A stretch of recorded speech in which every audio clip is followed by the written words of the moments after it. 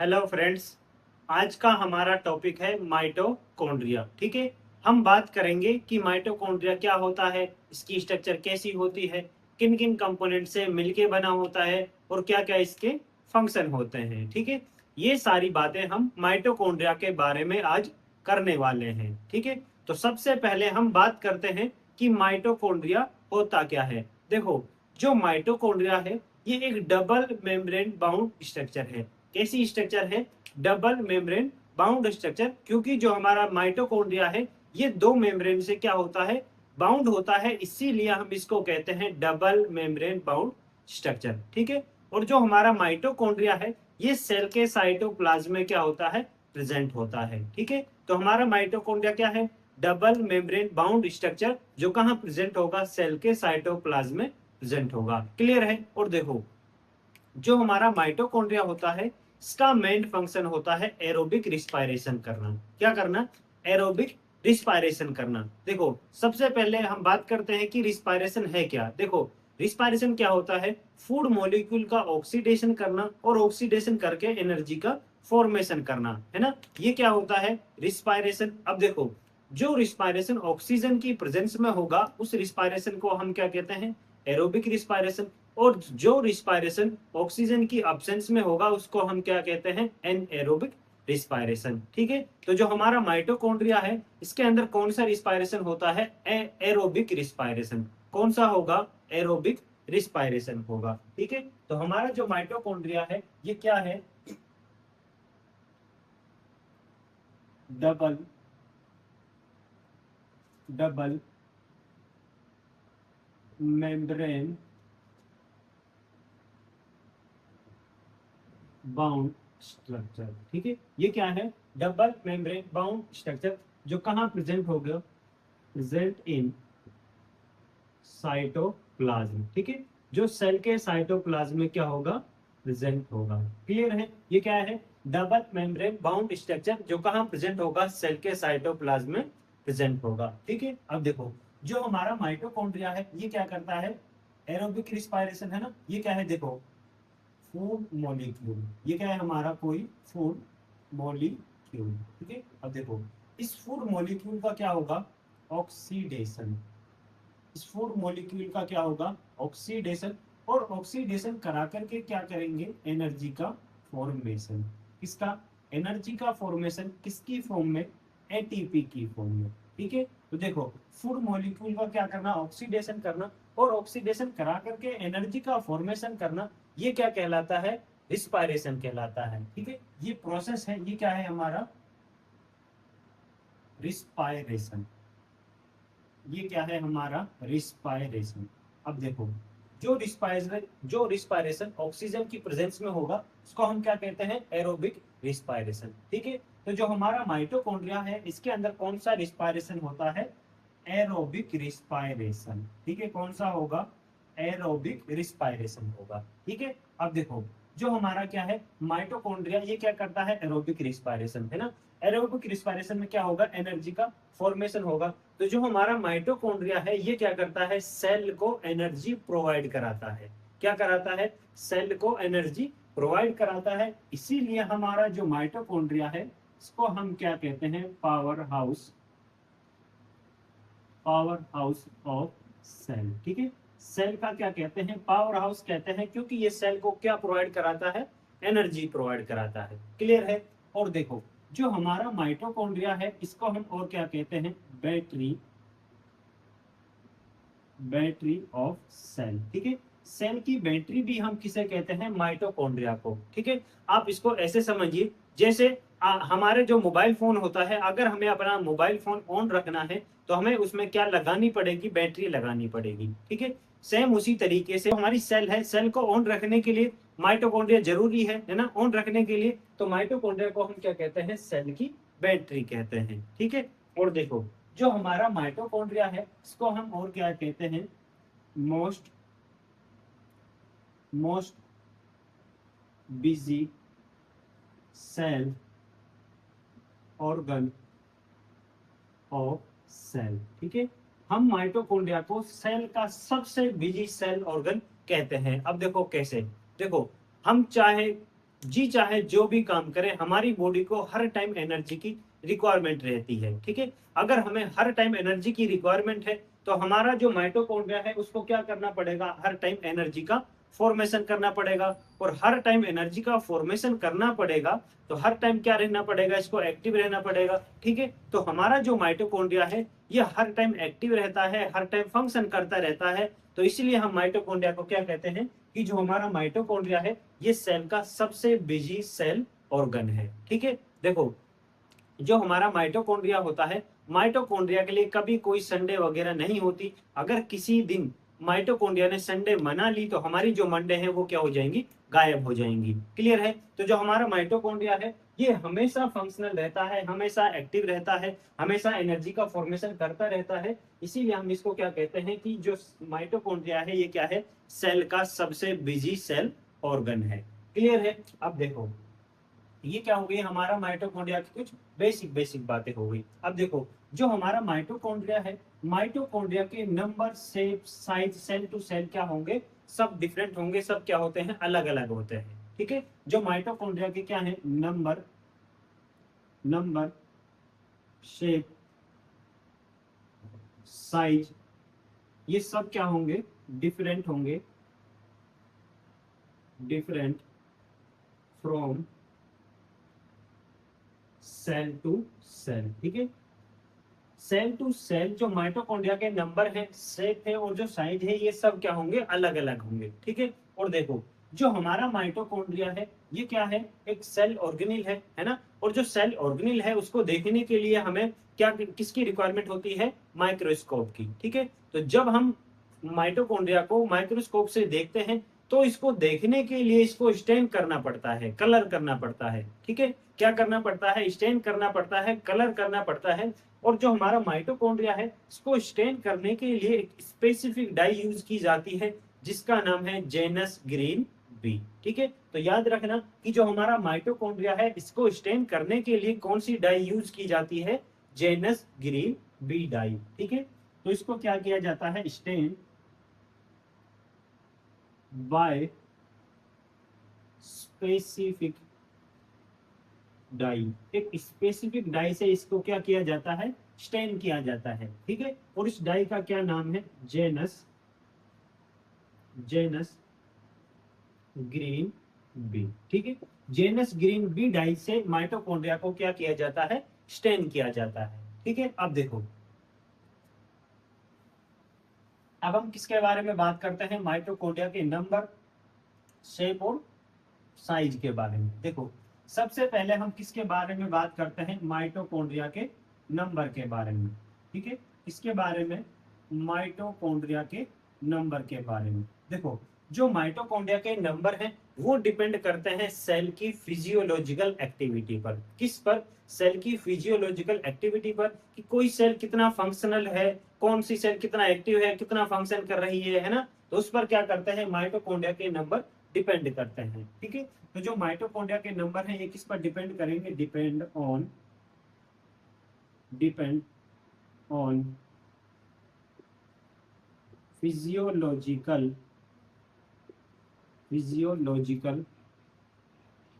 Activity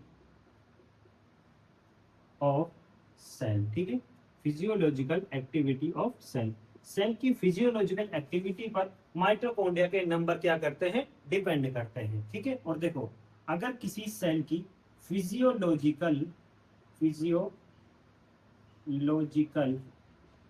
activity अगर कैसी होगी, ज्यादा होगी, अगर किसी सेल की क्या होगी, फिजियोलॉजिकल एक्टिविटी ज्यादा होगी तो उस सेल के अंदर माइटोकॉन्ड्रिया के नंबर भी क्या होंगे, माइटोकॉन्ड्रिया के नंबर भी क्या होंगे, ज्यादा होंगे, ठीक है। और अगर किसी सेल के अंदर फिजियोलॉजिकल एक्टिविटी क्या होगी, कम होगी, तो उस सेल के अंदर माइटोकॉन्ड्रिया के नंबर भी क्या होंगे, कम होंगे, ठीक है। तो जो माइटोकॉन्ड्रिया है इसके नंबर किस चीज पर डिपेंड करते हैं, सेल की फिजियोलॉजिकल एक्टिविटी पर क्या होते हैं, डिपेंड होते हैं। क्लियर है। और देखो, अब हम किसके बारे में बात करते हैं, माइटोकॉन्ड्रिया के शेप के बारे में, ठीक है। किसके बारे में, माइटोकॉन्ड्रिया की शेप के बारे में। तो देखो, वैसे तो जो माइटोकॉन्ड्रिया है इसकी शेप क्या होगी, सेल टू सेल अलग अलग होगी, है ना। लेकिन अगर हम जनरली बात करें कि जो हमारा क्या है माइटोकॉन्ड्रिया है, इसकी जनरली शेप कैसी होती है, तो इसकी जनरली शेप होगी सिलेंड्रिकल। कैसी होगी, सिलेंड्रिकल और sausage shape. Sausage shape, sausage shape कैसी होती है, क्रीम रोल जैसी, हॉट डॉग जैसी जो शेप होती है उसको हम क्या कहते हैं, सोसेज शेप कहते हैं। ठीक है, तो जो हमारा माइटोकॉन्ड्रिया है उसकी जो शेप है वो जनरली कैसी होगी, सिलेंड्रिकल होगी और सोसेज शेप होगी। ठीक है, और देखो अब हम और आगे किसके बारे में बात करते हैं, माइटोकॉन्ड्रिया के साइज के बारे में। ठीक है, तो देखो जो माइटोकॉन्ड्रिया का जो साइज है वो भी सेल टू सेल क्या होता है, अलग अलग होता है, डिफरेंट होता है। लेकिन अगर हम जनरली बात करें, जनरली तो जो माइटोकॉन्ड्रिया है, माइटोकॉन्ड्रिया का साइज कैसा होता है, ये हमारा क्या है माइटोकॉन्ड्रिया। देखो जो इसका डायमीटर होगा, डायमीटर, ठीक है, तो जो हमारा माइटोकॉन्ड्रिया है इसका डायमीटर कितना होगा, 0.2 माइक्रोमीटर से लेकर 1.0 माइक्रोमीटर। ठीक है, इतना क्या होगा हमारे जो माइटोकॉन्ड्रिया है उसका क्या होगा, डायमीटर होगा। ठीक है, और अगर हम एवरेज डायमीटर की बात करें तो वो कितना होगा, 0.5 माइक्रोमीटर। ठीक है, इतना क्या होगा हमारा जो क्या है माइटोकॉन्ड्रिया है उसका डायमीटर होगा जनरली। ठीक है, और अगर हम लेंथ की बात करें, है ना, इसकी बात करें, लेंथ की बात करें, तो जो हमारा क्या है माइटोकॉन्ड्रिया है इसकी लेंथ कितनी होगी, 1 माइक्रोमीटर से लेकर 4.1 माइक्रोमीटर, इतनी क्या होगी इसकी लेंथ होगी। ठीक है, तो ये क्या है, देखो जो हमने साइज देखा ये क्या है माइटोकॉन्ड्रिया का जनरली साइज है, और ये क्या है माइटोकॉन्ड्रिया के जनरली शेप है। ठीक है, अब देखो ये क्या हो गई, माइटोकॉन्ड्रिया के नंबर, शेप, साइज हो गए, जनरली बातें हो गई। अब हम बात करते हैं माइटोकॉन्ड्रिया की अकरेंस के बारे में, कि माइटोकॉन्ड्रिया किन सेल्स के अंदर प्रेजेंट होगा और किन सेल्स के अंदर क्या होगा, अब्सेंट होगा। ठीक है,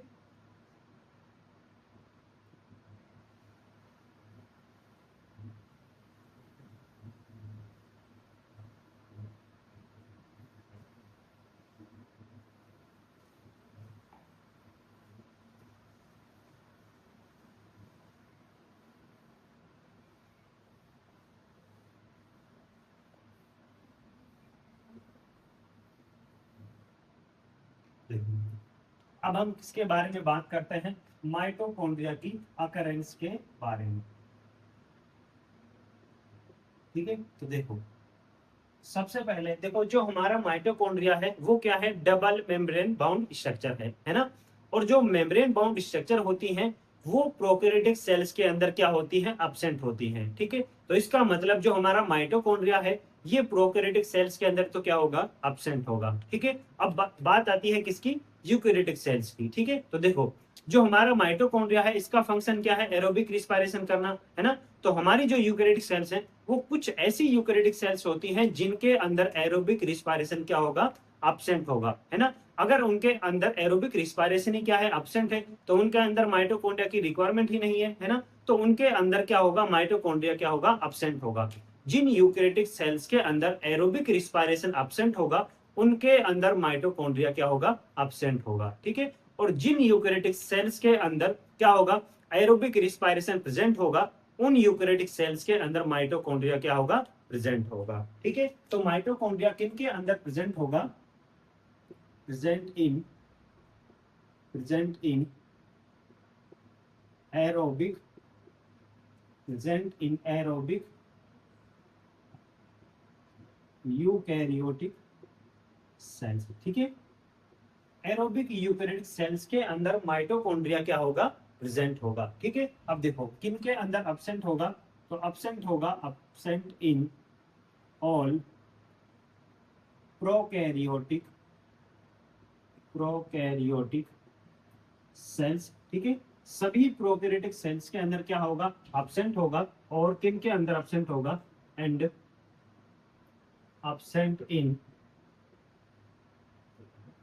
एनएरोबिक, एनएरोबिक यूकैरियोटिक सेल्स। ठीक है, जिन यूकैरियोटिक सेल्स के अंदर एरोबिक रिस्पायरेशन क्या होगा, एब्सेंट होगा उनको हम क्या कहते हैं, एनारोबिक यूकेरियोटिक सेल्स। तो इनके अंदर भी क्या होगा, माइटोकॉन्ड्रिया एब्सेंट होगा, और सभी प्रोकैरियोटिक सेल्स के अंदर भी क्या होगा, एब्सेंट होगा। ठीक है, अब देखो, अब बात आती है कि जो जो क्या है, प्रोकैरियोटिक सेल्स है, इनके अंदर माइटोकॉन्ड्रिया का फंक्शन कौन करता है। ठीक है, तो देखो जो हमारी क्या है, प्रोकैरियोटिक सेल्स है, इनके अंदर माइटोकॉन्ड्रिया का जो फंक्शन होगा, माइटोकॉन्ड्रिया, ठीक है, जो माइटोकॉन्ड्रिया का फंक्शन होगा वो कौन करता है, मीजोसोम।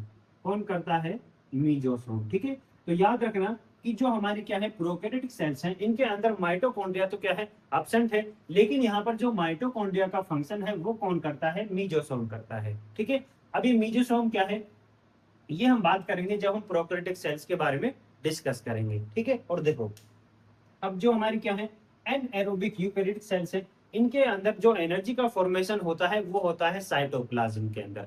ठीक है, तो याद रखना इनके अंदर माइटोकॉन्ड्रिया एब्सेंट है, तो इनके अंदर एनर्जी का फॉर्मेशन कहाँ होगा, साइटोप्लाज्म में, और इनके अंदर मीजोसोम का काम कहाँ होगा, सॉरी माइटोकॉन्ड्रिया का काम कहाँ होगा, मीजोसोम के अंदर होगा। ठीक है, अब देखो ये क्या हो गई माइटोकॉन्ड्रिया की अकरेंस की बात। अब हम बात करते हैं माइटोकॉन्ड्रिया के स्ट्रक्चर के बारे में। ठीक है, कि जो हमारा माइटोकॉन्ड्रिया है उसकी स्ट्रक्चर कैसी होती है, किन किन कंपोनेंट से मिलके बनी होती है। ठीक है,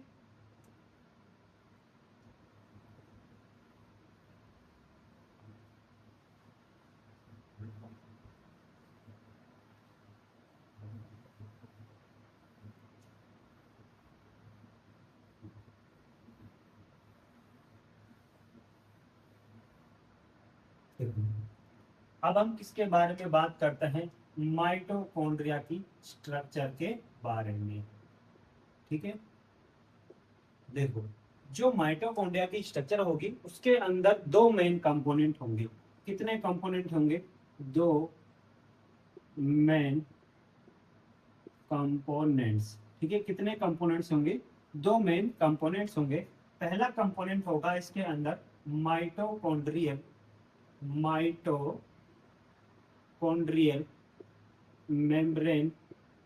पहला कंपोनेंट कौन सा है, माइटोकॉन्ड्रियल मेम्ब्रेन्स। ठीक है, दूसरा क्या है, माइटोकॉन्ड्रियल, माइटोकॉन्ड्रियल कंपार्टमेंट्स, कंपार्टमेंट्स। ठीक है, तो देखो जो माइटोकॉन्ड्रिया है उसके अंदर कितने कंपोनेंट होंगे, दो कंपोनेंट होंगे। पहला क्या है, माइटोकॉन्ड्रियल मेम्ब्रेन्स, और दूसरा क्या है, माइटोकॉन्ड्रियल कंपार्टमेंट्स। ठीक है, देखो कुछ इस तरीके से हमारा क्या होगा, माइटोकॉन्ड्रिया।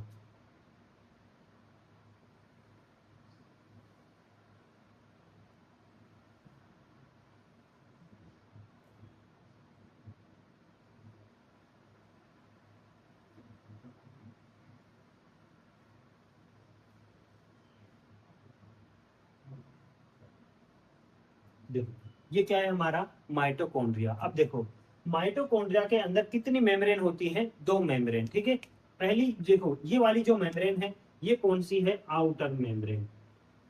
ये कौन सी है, आउटर मेम्ब्रेन। और जो ये वाली मेम्ब्रेन है ये कौन सी है, इनर मेम्ब्रेन। ठीक है, ये कौन सी है, इनर मेम्ब्रेन। ठीक है, तो जो हमारा माइटोकॉन्ड्रिया है इसके अंदर कितनी मेम्ब्रेन होंगी, दो मेम्ब्रेन होंगी। ठीक है, तो इसके अंदर कितनी मेम्ब्रेन होंगी, दो मेम्ब्रेन। ठीक है, अब देखो इसके अंदर दो ही क्या होंगे, कंपार्टमेंट। ठीक है, देखो जो ये वाला कंपार्टमेंट है, ठीक है, जो मेम्ब्रेन के बीच में जो कंपार्टमेंट है इसको हम कहते हैं आउटर कंपार्टमेंट, आउटर कंपार्टमेंट। ठीक है, ये कौन सा है, आउटर कंपार्टमेंट, या इसी को हम क्या कहते हैं, पेरी माइटोकॉन्ड्रियल स्पेस। ठीक है, इसी को हम क्या कहते हैं, perimitochondrial, perimitochondrial space. ठीक है, इसी को हम क्या कहते हैं, पेरी माइटोकॉन्ड्रियल स्पेस कहते हैं। ठीक है, और देखो जो ये वाला कंपार्टमेंट है इसको हम क्या कहते हैं, इनर कंपार्टमेंट। ठीक है, ये कौन सा कंपार्टमेंट है, ये कौन सा कंपार्टमेंट है, इनर कंपार्टमेंट। ये कौन सा है, इनर कंपार्टमेंट। ठीक है, तो देखो जो हमारा माइटोकॉन्ड्रिया है इसके अंदर दो ही क्या होंगे, कंपार्टमेंट्स होंगे, और दो ही क्या होंगी, मेम्ब्रेन होंगी। ठीक है, तो सबसे पहले हम किसके बारे में बात करते हैं, माइटोकॉन्ड्रियल मेम्ब्रेन्स के बारे में बात करते हैं। ठीक है, तो सबसे पहले हम किसके बारे में बात करेंगे? माइटोकॉन्ड्रियल मेम्ब्रेन्स के बारे में। माइटोकॉन्ड्रियल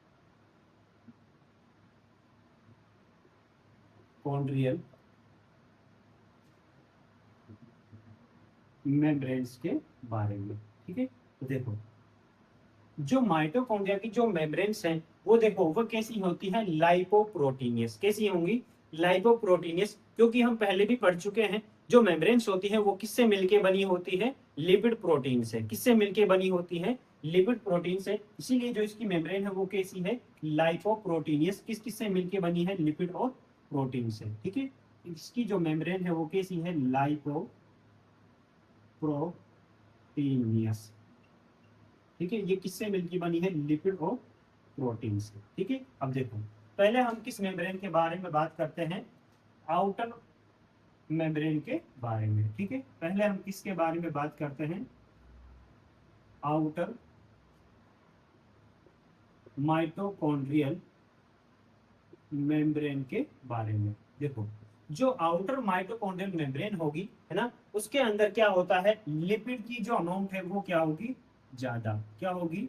लिपिड की अमाउंट होगी ज्यादा और प्रोटीन की अमाउंट होगी कम। ठीक है, और देखो ये बात हम पहले भी पढ़ चुके हैं कि जो क्या है हमारी जो मेम्ब्रेन होती है, मेम्ब्रेन के अंदर लिपिड और प्रोटीन की जो अमाउंट है वो क्या होती है? सेल टू सेल डिफरेंट होती है। ठीक है, तो देखो जो माइटोकॉन्ड्रिया की आउटर मेम्ब्रेन होगी इसके अंदर क्या होता है? लिपिड की अमाउंट ज्यादा होती है और प्रोटीन की अमाउंट क्या होगी? कम होगी। ठीक है, अब देखो जो प्रोटीन है, प्रोटीन क्या करती है? मेम्ब्रेन को सेलेक्टिवली परमिएबल बनाती है। कैसी बनाती है? सेलेक्टिवली परमिएबल बनाती है ना। अब इसके अंदर आउटर जो माइटोकॉन्ड्रियल मेम्ब्रेन है इसके अंदर क्या है? प्रोटीन कम है, तो जो आउटर माइटोकॉन्ड्रियल मेम्ब्रेन है ये कैसी होगी? लेस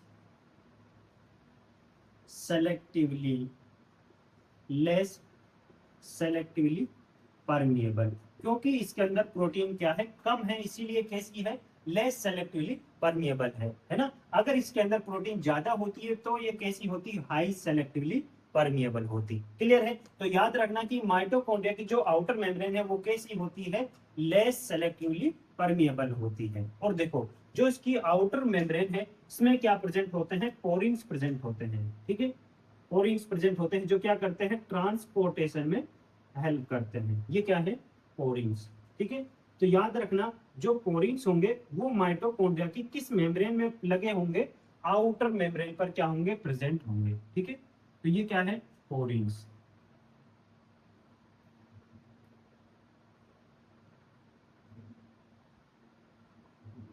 ठीक है, ये क्या है? पोरिन्स। ठीक है, और याद रखना किस मेम्ब्रेन पर लगे होते हैं? आउटर मेम्ब्रेन पर क्या होंगे? लगे होंगे। ये क्या है? पोरिन्स। ठीक है, ये क्या है? पोरिन्स। ठीक है, इतना ही और आपको आउटर मेम्ब्रेन के बारे में याद रखना है। क्लियर है? अब बात करते हैं हम इनर माइटोकॉन्ड्रियल मेम्ब्रेन के बारे में। ठीक है, इसके बारे में इनर माइटोकॉन्ड्रियल मेम्ब्रेन के बारे में।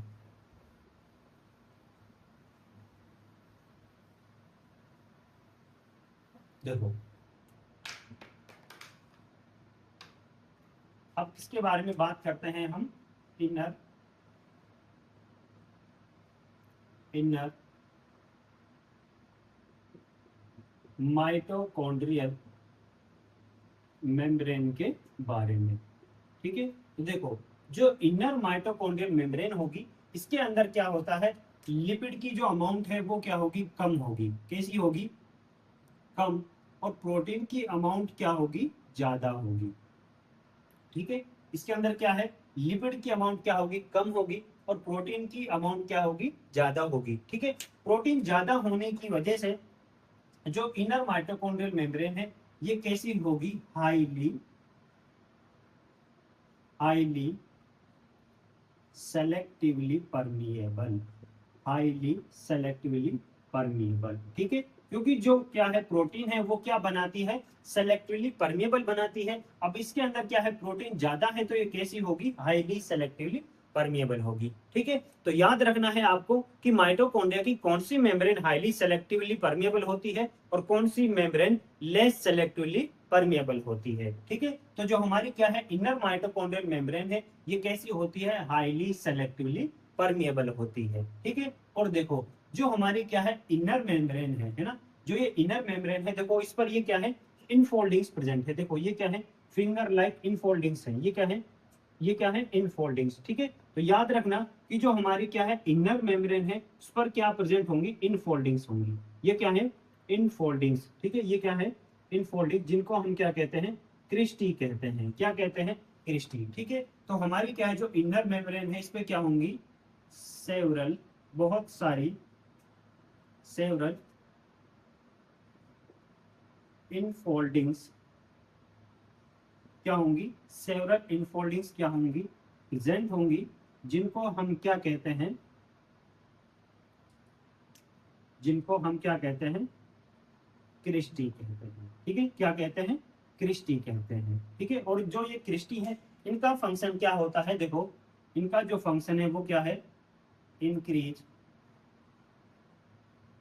Surface area of inner mitochondrial membrane. ठीक है, इसका फंक्शन क्या है, सरफेस एरिया को इंक्रीज करना इनर माइटोकॉन्ड्रियल मेम्ब्रेन के। ठीक है, क्यों, देखो जो हमारी क्या है इनर मेम्ब्रेन है, इसका फंक्शन क्या होता है, ज्यादा होता है। तो अगर इसके फंक्शन ज्यादा है तो इसको क्या चाहिए, सरफेस एरिया ज्यादा चाहिए। ठीक है, तो सरफेस एरिया बढ़ाने के लिए इसके पास क्या प्रेजेंट होती है, इनफोल्डिंग्स प्रेजेंट होती है, जिनको हम क्या कहते हैं, क्रिस्टी कहते हैं। ठीक है, तो ये क्या है,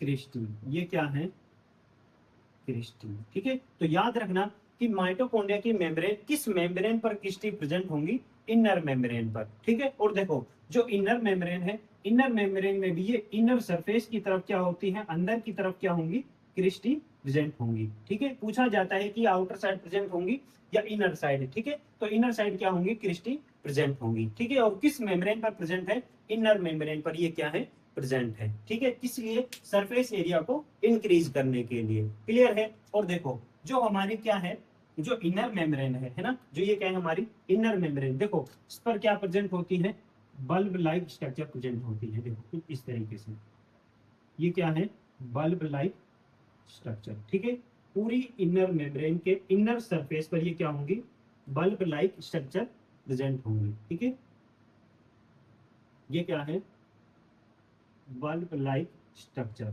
और इनको हम क्या कहते हैं, ऑक्सीसोम कहते हैं। क्या कहते हैं, ऑक्सीसोम। ठीक है, ये क्या है, बल्ब लाइक स्ट्रक्चर, जिनको हम क्या कहते हैं, ऑक्सीसोम कहते हैं। ठीक है, अब देखो जो ऑक्सीसोम है वो किस मेम्ब्रेन पर प्रेजेंट है, इनर मेम्ब्रेन पर क्या है, प्रेजेंट है। ठीक है, अब देखो जब हम माइटोकॉन्ड्रिया के फंक्शन के बारे में बात करेंगे, तब हम वहां पे इनके बारे में भी डिस्कस करेंगे कि ये जो बल्ब लाइक स्ट्रक्चर है ये क्यों प्रेजेंट है, इनका क्या फंक्शन है। ठीक है, अभी आप सिर्फ याद रखें कि जो हमारी इनर मेम्ब्रेन है, इनर मेम्ब्रेन के इनर सरफेस पर क्या प्रेजेंट होंगी, बल्ब लाइक स्ट्रक्चर प्रेजेंट होंगी। ठीक है, तो क्या होगा, इनर मेम्ब्रेन पर क्या होंगी, मैनी बल्ब लाइक स्ट्रक्चर क्या होंगी, प्रेजेंट। बल्ब लाइक स्ट्रक्चर क्या होंगी, बल्ब लाइक स्ट्रक्चर क्या होंगी, प्रेजेंट होंगी, जिनको हम क्या कहते हैं, इनको हम क्या कहते हैं, ऑक्सीसोम कहते हैं। ठीक है, ऑक्सीसोम। ठीक है, ऑक्सीसोम, इनको हम क्या कहते हैं, ऑक्सीसोम, या हम इनको क्या कह सकते हैं, F0 F1 पार्टिकल्स। इनको हम क्या कह सकते हैं, F0 F1 पार्टिकल्स, या आप हम इनको और क्या कह सकते हैं, एटीपी पार्टिकल्स, एटीपी पार्टिकल्स। ठीक है, क्योंकि देखो जो ये ऑक्सीसोम है, जो ये बल्ब लाइक स्ट्रक्चर है, ये क्या करती है, यहाँ पर जो हमारी ये क्या है, जो बल्ब लाइक स्ट्रक्चर है, इन पर क्या होगा, एटीपी का फॉर्मेशन होगा। ठीक है, इसलिए हम इनको क्या कहते हैं, एटीपी पार्टिकल्स। ठीक है, अब इन पर कैसे एटीपी का फॉर्मेशन होता है वो अभी हम थोड़ी देर बाद में डिस्कस करेंगे। ठीक है, तो याद रखना जो इनर मेम्ब्रेन है, इनर मेम्ब्रेन पर क्या होंगी, बल्ब लाइक स्ट्रक्चर प्रेजेंट होंगी, जिनको हम क्या कहते हैं, ऑक्सीसोम, या F0 F1 पार्टिकल्स, या एटीपी पार्टिकल्स। और इस पर क्या प्रेजेंट होंगी, इनफोल्डिंग्स प्रेजेंट होंगी, जिनको हम क्या कहते हैं, क्रिस्टी, जो क्या करती है, इनर मेम्ब्रेन के सरफेस एरिया को इंक्रीज करती है। ठीक है, तो ये क्या है, देखो ये क्या है, ऑक्सीसोम। ठीक है, ये क्या है, ऑक्सीसोम। क्लियर है। अब देखो ये हमारी क्या हो गई, आउटर मेम्ब्रेन हो गई, इनर मेम्ब्रेन हो गई, है ना। अब हम बात करते हैं चेम्बर्स के बारे में, कंपार्टमेंट्स के बारे में। ठीक है, तो देखो हम किसके बारे में बात करते हैं, कंपार्टमेंट्स के बारे में।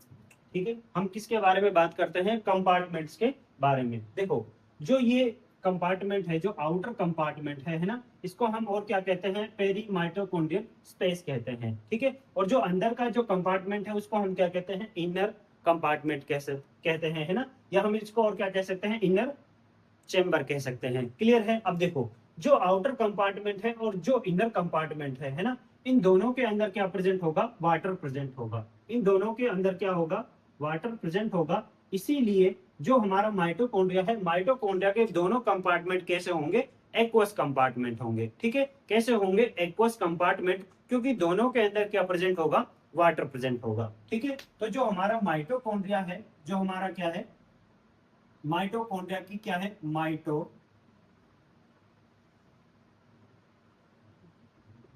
जो हमारे क्या है, माइटोकॉन्ड्रियल कंपार्टमेंट्स, है ना, जो माइटोकॉन्ड्रिया के हैं कंपार्टमेंट्स हैं, वो दोनों कैसे होंगे, बोथ एक्वस कंपार्टमेंट्स। ठीक है, दोनों कैसे होंगे, एक्वस कंपार्टमेंट्स होंगे, क्योंकि दोनों के अंदर क्या प्रेजेंट होगा, वाटर प्रेजेंट होगा। ठीक है, कई बार पूछा जाता है कि माइटोकॉन्ड्रिया का कौन सा कंपार्टमेंट एक्वस कंपार्टमेंट है ना, तो दोनों ही कैसे होंगे, एक्वस कंपार्टमेंट होंगे, क्योंकि दोनों के अंदर क्या होगा, वाटर प्रेजेंट होगा। क्लियर है। अब देखो जो हमारा आउटर कंपार्टमेंट है, इसके बारे में आपको ज्यादा जानने की जरूरत नहीं है। ठीक है, बात करते हैं यहाँ अब हम इनर कंपार्टमेंट के बारे में। देखो जो हमारा इनर कंपार्टमेंट होगा, इसके अंदर जो भी कंटेंट प्रेजेंट होगा, क्या होगा, जो भी इसके अंदर क्या होगा, कंटेंट प्रेजेंट होगा, उसको हम कहते हैं मैट्रिक्स।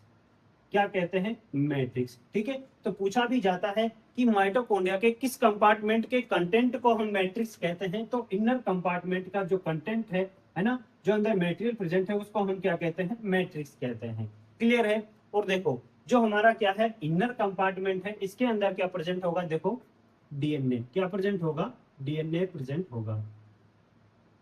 ठीक है, ये क्या है, डीएनए, और कैसा डीएनए है, डबल स्टैंडर्ड सर्कुलर डीएनए। ये क्या है, circular circular double standard DNA. ठीक है, ये क्या है, डबल स्टैंडर्ड सर्कुलर डीएनए। ठीक है, तो देखो माइटोकॉन्ड्रिया के किस चेंबर में double standard circular DNA present होता है, इनर कंपार्टमेंट में क्या होता है, प्रेजेंट होता है। ठीक है, याद रखना सिर्फ सिंगल मॉलिक्यूल डीएनए का क्या होगा, प्रेजेंट होगा। ठीक है, और देखो जो हमारा क्या है, ये इनर कंपार्टमेंट है, इसके अंदर देखो और क्या प्रेजेंट होगा, देखो इसके अंदर और क्या प्रेजेंट होंगे, आरएनए। ये क्या है, आरएनए। ठीक है, ये क्या है, आरएनए। ठीक है, और आरएनए के कई मॉलिक्यूल क्या होते हैं, इनर कंपार्टमेंट के अंदर प्रेजेंट होते हैं। ये क्या है, आरएनए। ठीक है, ये क्या है, आरएनए। ठीक है, और देखो इसके अंदर और क्या प्रेजेंट होगा, देखो राइबोसोम। क्या प्रेजेंट होगा, राइबोसोम। ये क्या है, राइबोसोम। ठीक है, ये क्या है, ये क्या है, राइबोसोम।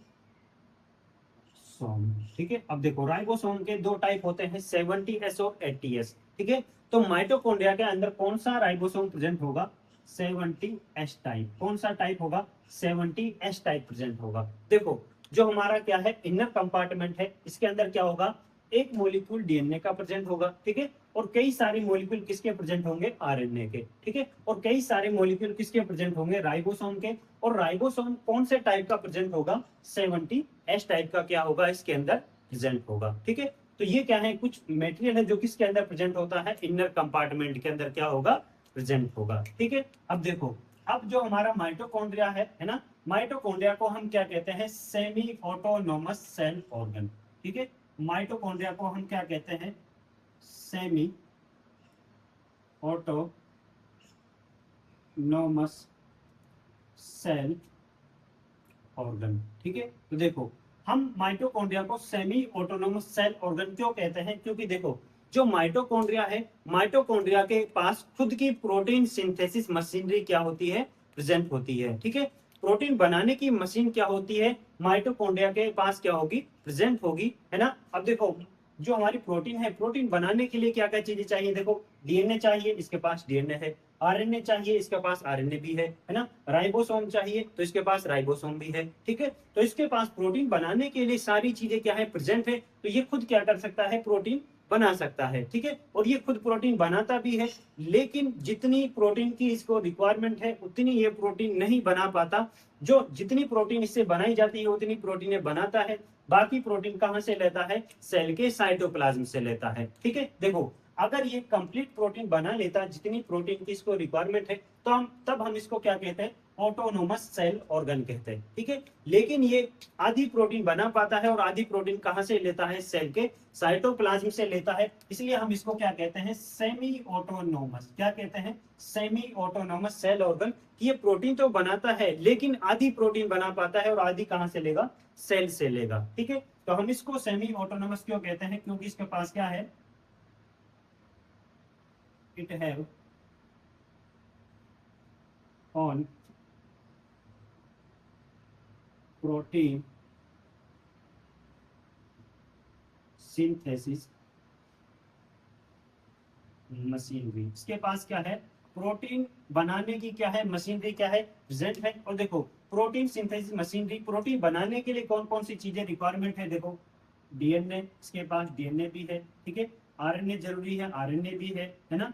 राइबोसोम जरूरी है, तो राइबोसोम भी है। ठीक है, तो इसके पास प्रोटीन बनाने के लिए सभी चीजें क्या है? इसके पास प्रेजेंट है। तो हम क्या कहते हैं कि इसके पास प्रोटीन सिंथेसिस मशीनरी क्या है? प्रेजेंट है। ठीक है, और ये प्रोटीन बनाता भी है, लेकिन जितनी प्रोटीन की इसको रिक्वायरमेंट है उतनी प्रोटीन ये नहीं बना पाता। इसलिए हम इसको क्या कहते हैं? सेमी ऑटोनोमस सेल ऑर्गन कहते हैं। ठीक है, तो पूछा जाए कि माइटोकॉन्ड्रिया को हम सेमी ऑटोनोमस सेल ऑर्गन क्यों कहते हैं, तो याद रखना कि इसके पास प्रोटीन सिंथेसिस मशीनरी क्या है? इसके पास प्रेजेंट है, लेकिन ये उतनी प्रोटीन नहीं बना पाता जितनी प्रोटीन की इसको रिक्वायरमेंट है ना। तो इसको हम क्या कहते हैं? Semi autonomous. ठीक है, और अगर कब जितनी प्रोटीन की इसको रिक्वायरमेंट है उतनी प्रोटीन ये बना लेता, तो अब हम इसको क्या कहते हैं? ऑटोनोमस सेल ऑर्गन कहते हैं। क्लियर है? तो ये क्या है? हमारा माइटोकॉन्ड्रिया की स्ट्रक्चर यहाँ पर क्या होती है? कंप्लीट होती है।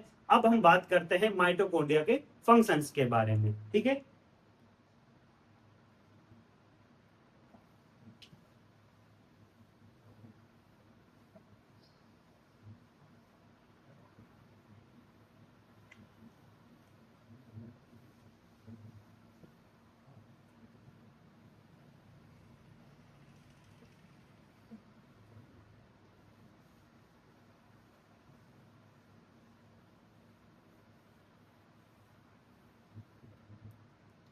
देखो अब हम किसके बारे में बात करते हैं? माइटोकॉन्ड्रिया के फंक्शंस के बारे में। ठीक है, फंक्शंस के बारे में देखो माइटोकॉन्ड्रिया क्या करता है? एनर्जी का फॉर्मेशन करता है ना। तो पहला फंक्शन तो इसका क्या है? Produce produce cellular energy, cellular energy in form of ATP. ठीक है, सेलुलर एनर्जी का क्या करता है? फॉर्मेशन करता है। किसकी फॉर्म में? एटीपी की फॉर्म में। ठीक है, और देखो जो हमारा माइटोकॉन्ड्रिया है इसके अंदर कौन सा रिस्पायरेशन होता है? Aerobic respiration. ठीक है, तो जो हमारा माइटोकॉन्ड्रिया है ये क्या है? एरोबिक रिस्पायरेशन का क्या है? साइट है। ठीक है, तो ये क्या है? माइटोकॉन्ड्रिया क्या है? Mitochondria, mitochondria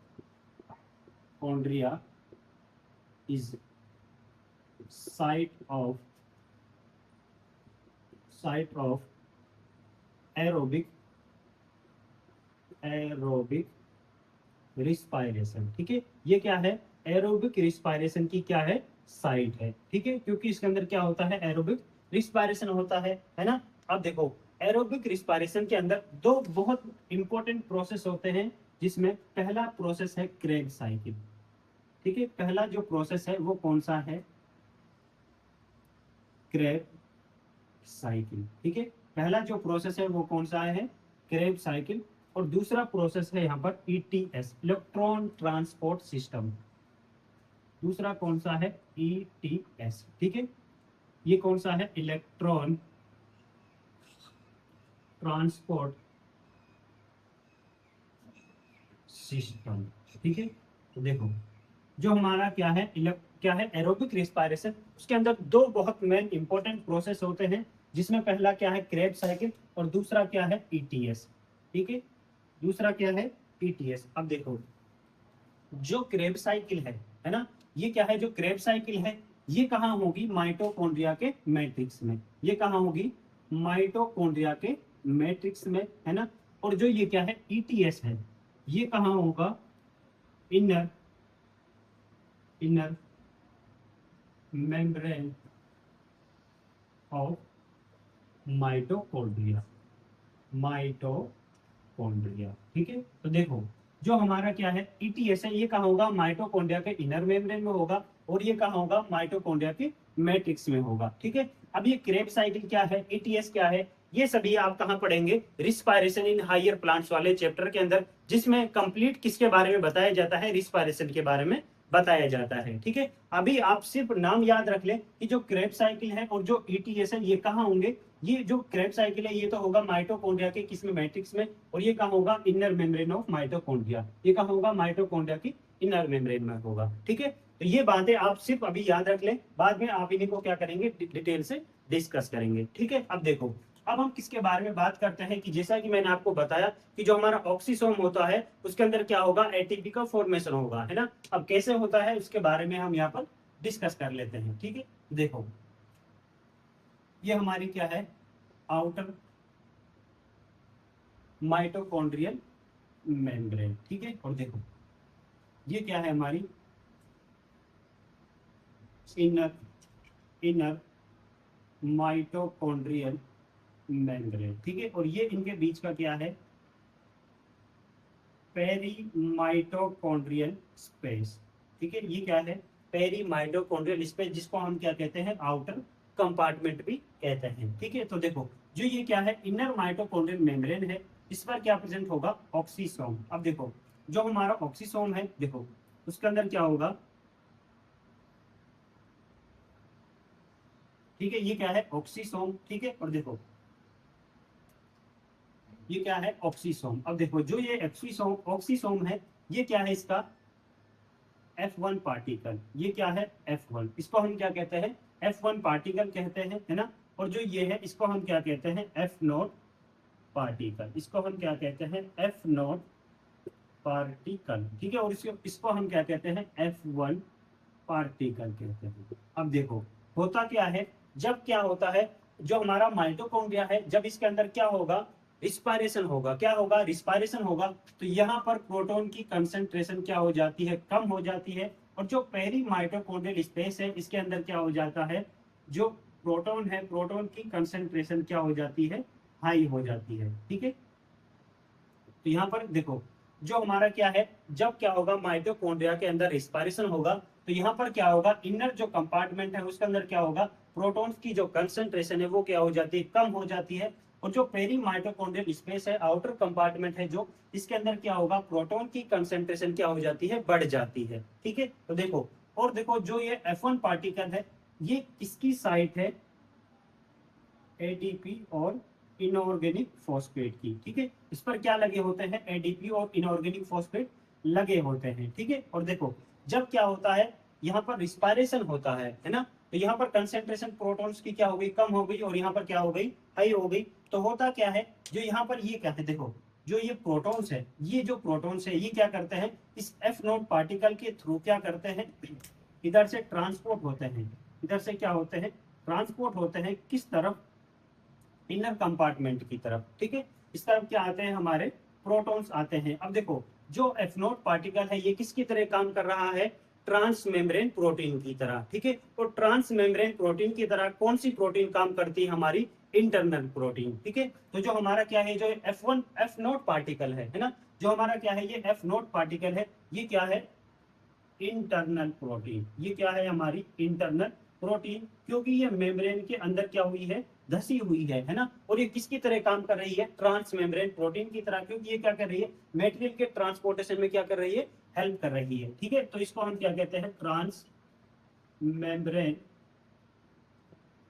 membrane protein. ठीक है, तो पूछा जाए ऑक्सीसोम के अंदर एफ नोट या F1 पार्टिकल कौन सा इंटरनल प्रोटीन है, कौन सा ट्रांस मेम्ब्रेन प्रोटीन की तरह काम करता है, तो वो कौन सा है हमारा एफ नोट पार्टिकल। ठीक है, और देखो जैसे ही यहाँ से जो प्रोटॉन से हमारे कहाँ आते हैं इनर चेंबर के अंदर आते हैं, तो यहाँ पर क्या होगा जो F1 पार्टिकल है ना, F1 पार्टिकल है इसकी स्ट्रक्चर में क्या होता है चेंज होता है, क्या होगा चेंज होगा। तो जब ये F1 पार्टिकल इधर सॉरी जब हमारा प्रोटॉन्स इधर आएगा और F1 पार्टिकल की जो स्ट्रक्चर है उसमें चेंज होगा, तो यहाँ पर क्या होगा एटीपी और इनऑर्गेनिक फॉस्फेट मिल करके क्या बनाएंगे एटीपी, क्या बनाएंगे एटीपी। ठीक है, तो देखो क्या हुआ, देखो जो F1 पार्टिकल है ना, F1 पार्टिकल ने क्या किया एंजाइम्स की तरह क्या किया काम किया। ठीक है, क्योंकि देखो इसके पास क्या है साइट है किसकी एटीपी और इनऑर्गेनिक फॉस्फेट की। ठीक है, तो जो F1 पार्टिकल है ये क्या है पेरीफेरल प्रोटीन, पेरीफेरल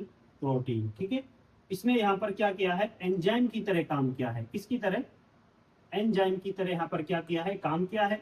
और हमने जब प्रोटीन्स के बारे में डिस्कस किया था तब मैंने वहां पर आपको बताया भी था कि जो हमारे क्या है पेरीफेरल प्रोटीन है ये किसकी तरह काम करती है एंजाइम्स की तरह क्या करती है काम करती है। ठीक है, तो इस तरीके से हमारे क्या है जो पेरीफेरल प्रोटीन है ये किसकी तरह काम करती है एंजाइम्स की तरह काम करती है। ठीक है, क्योंकि इस पर क्या है साइट है एडीपी और इनऑर्गेनिक फॉस्फेट की। जैसे यहाँ पर क्या आते हैं प्रोटॉन्स आते हैं, यहाँ पर क्या हो जाता है एडीपी और इनऑर्गेनिक फॉस्फेट मिलकर के क्या बनाते हैं एटीपी बनाते हैं। क्लियर है, तो जो हमारा क्या है ये ऑक्सीसोम है इस पर कुछ इस तरीके से हमारी एटीपी का क्या होता है फॉर्मेशन होता है। ठीक है, तो याद रखना जो एफ नॉट पार्टिकल है ये क्या है इंटरनल प्रोटीन जो किसकी तरह काम करता है ट्रांस मेम्ब्रेन प्रोटीन की तरह। ठीक है, और जो F1 पार्टिकल है ये क्या है पेरिफेरल प्रोटीन जो एंजाइम की तरह यहाँ पर क्या करता है फंक्शन करता है। ठीक है, तो जो ये हमारा क्या है ऑक्सीसोम है इस पर कुछ इस तरीके से एटीपी का क्या होता है फॉर्मेशन होता है। ठीक है, बस अभी आप इतना ही याद रख लें, बाकी आप इसको और डिटेल से कहाँ पढ़ेंगे रिस्पायरेशन वाले चैप्टर के अंदर। ठीक है, अब देखो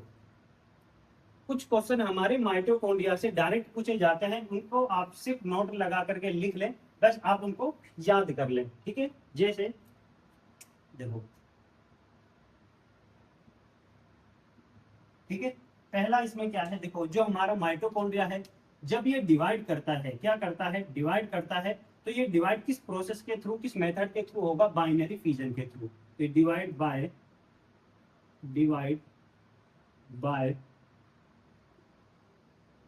बाइनरी फिजन। ठीक है, किस मेथड के थ्रू माइटोकॉन्ड्रिया क्या होते हैं डिवाइड होते हैं बाइनरी फिजन के थ्रू क्या होते हैं डिवाइड होते हैं। ठीक है, बस आप इनको याद क्या कर लें याद रख लें। ठीक है, और देखो जो हमारा क्या है माइटोकॉन्ड्रिया है देखो इसके अंदर क्या होता है डीएनए से डीएनए भी बन सकता है, मतलब रेप्लिकेशन भी हो सकता है ना।